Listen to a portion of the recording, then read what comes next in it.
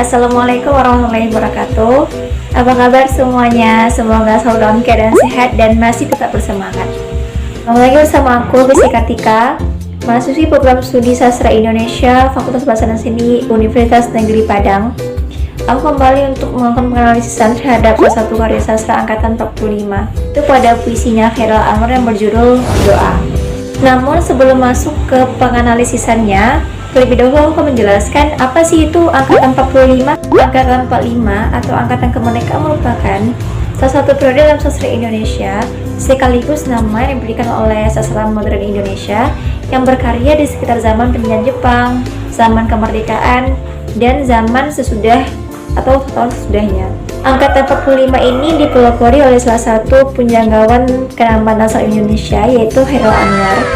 Chairil Anwar dianggap sebagai pelopor angkatan 45 sebab ia yang pertama kali melakukan pembaharuan khususnya terhadap puisi dan mendobrak aturan-aturan kaku yang menghalangi kebebasan pribadi dalam mengarang pada zaman itu. Selain Chairil Anwar, para pengarang yang termasuk angkatan 45 antara lain Asyok Usani, Usmar Ismail, Idrus, Pramudia Anantatur, dan lain-lain. Baik, sebelum itu aku mau membacakan sedikit puisi dari Chairil Anwar ini berjudul Doa. Aku nggak pandai-pandai banget puisi, tapi semoga bisa itu.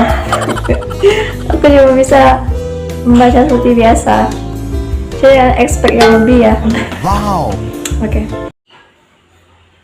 Doa karya Chairil Anwar. Kepada pemulung Togo, Tuhanku, dalam termangu aku masih menyebut namamu. Biar susah sungguh mengingat kau penuh seluruh. Cahayamu panas suci, tinggal kedip lilin di kelam sunyi. Tuhanku, aku hilang bentuk, remuk. Tuhanku, aku mengembara ke negeri asing. Tuhanku, di pintumu aku mengetuk. Aku tidak bisa berpaling. Baik, itulah tadi pembacaan puisi aku yang lumayan awkward ya, tapi nggak apa-apa lah, semoga bisa diterima. Oke, kita akan langsung lanjut ke selanjutnya, yaitu analisis unsur intrinsik dan ekstrinsik karya sastra puisi Doa karya Chairil Anwar. Let's check it out.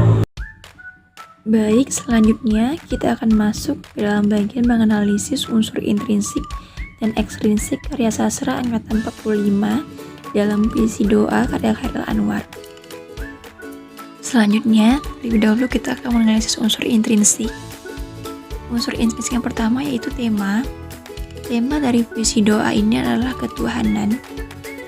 Dapat dibuktikan melalui penggunaan kata yang sangat jelas dan tegas mengungkapkan atau tertuju kepada Tuhan.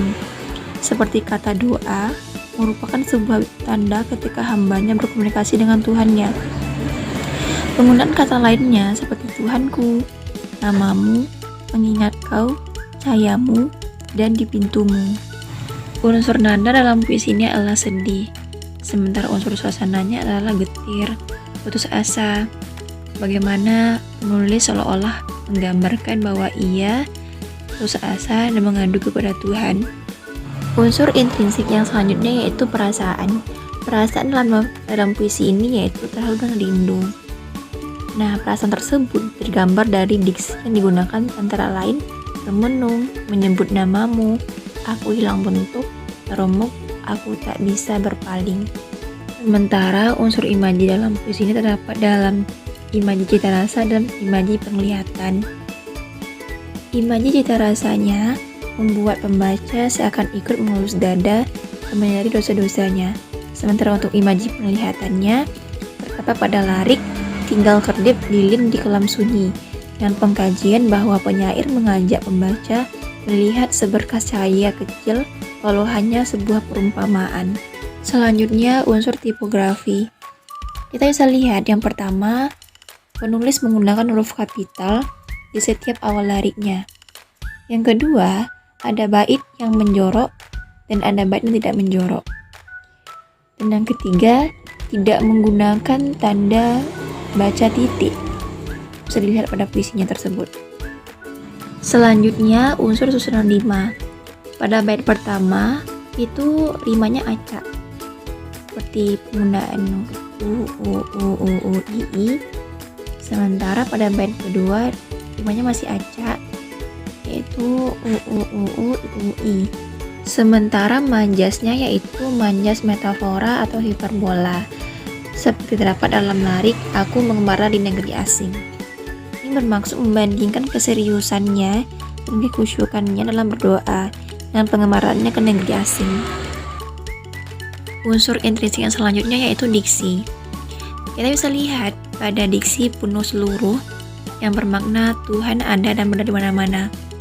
Yang kedua, diksi kedip lilin di kelam sunyi yang bermakna penerangan atau petunjuk di dalam kehidupan yang suram. Dan yang ketiga, diksi hilang bentuk yang bermakna penulis tengah mengalami krisis dan tidak seperti kondisi pada umumnya. Unsur intrinsik yang terakhir yaitu amanat.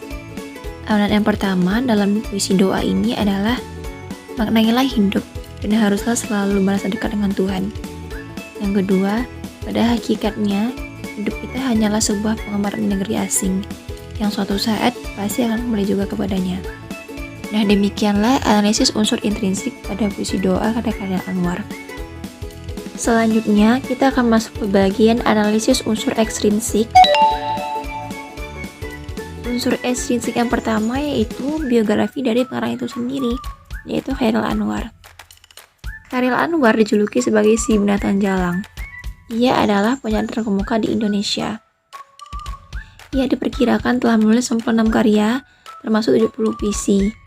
Bersama Asrul Sani dan Rifai Apin, dinobatkan oleh HB Jasin sebagai pelopor angkatan 45 sekaligus puisi modern Indonesia. Chairil Anwar dilahirkan di Medan, Sumatera Utara pada tanggal 26 Juli 1942. Ia menikah dengan Hapsah Wirareja dan dikaruniai seorang putri yang bernama Eva Wani Alisa. Ia wafat di Jakarta pada tanggal 28 April 1949. Sejumlah karyanya yang fenomenal adalah Aku 1943, Aku Ini Binatang Jalang, Koleksi Saja 1986, Deru Campur Debu, Kerikil Tajam, dan Yang Terampas dan Yang Putus, dan lain-lain. Unsur ekstrinsik yang selanjutnya yaitu unsur nilai dalam puisi. Puisi Chairil Anwar yang satu ini lekat dengan unsur nilai agama. Puisi ini sebagai sebuah ekspresi penyerahan dirinya kepada Tuhan.